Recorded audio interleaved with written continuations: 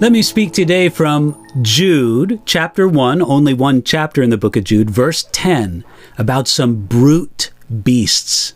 Here we go, Jude, verse 10. But these speak evil of whatever they do not know, and whatever they know naturally, like brute beasts. In these things they corrupt themselves. In warning early Christians about dangerous men among them, Jude began by assuring Christians that the destruction of these enemies was certain. And he did this by using 3 Old Testament examples: Israel in the Exodus, rebellious angels, and Sodom and Gomorrah. In verse 10, Jude continued to describe the character of these dangerous deceivers among the Christian family. First, he pointed out that these dangerous men rejected authority and would go on their own way, even speaking arrogantly to those that they should speak respectfully to. Now, Jude continued on in the same line of reasoning, exposing the character of dangerous deceivers among Christians, following from the idea that they're speaking disrespectfully to those in authority.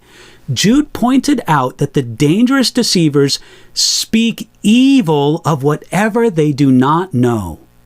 You see, in contrast to Michael, who would not even speak evil of the devil, these certain men speak evil things when they reject authority and speak against dignitaries.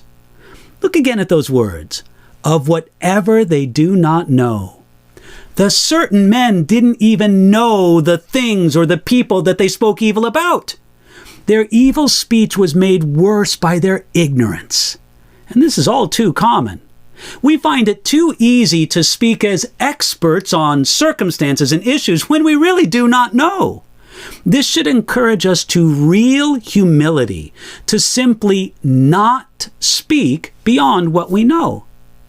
But we should hear what James chapter 1, verse 19 says. It says this: "So then, my beloved brethren, let every man be swift to hear, slow to speak, slow to wrath." You know, we often do just the opposite. We tend to be slow to hear, thinking we know enough already. We tend to be swift to speak, even when we speak in the manner of these certain men that Jude mentioned, speaking as if we know when we do not know. We also tend to be quick to wrath, prompted by hearing too little and speaking too much. Since these certain men also spoke against dignitaries and rejected authority, it meant they also did not know about true spiritual leadership and authority. So they found it easy to speak evil against it. Jude also told us that these men had a certain kind of knowledge, but it wasn't a good kind. This is what he says of them: "Whatever they know naturally, like brute beasts, in these things they corrupt themselves." These certain men pretended to be spiritual, but their only knowledge was really natural. Even with what they knew naturally, they still corrupted themselves with an unspiritual mind. Think of a dog, a smart dog.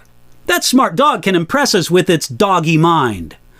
Brute beasts can be smart or clever in an instinctive kind of way, but they obviously do not have spiritual knowledge. It's the same way with these certain men. They think themselves smarter than others when really they are on the same level as animals, at least when it comes to spiritual perception. Now, how do you come into this picture? Think about the people and situations that you like to talk about or have talked about in the last few days. Are you talking about things or against things that you really don't know the whole story? Maybe if you knew the whole story about that person that you're so critical of, maybe you wouldn't speak against them the way that you do. Let your judgments, all of your judgments and all of your words pass through this test.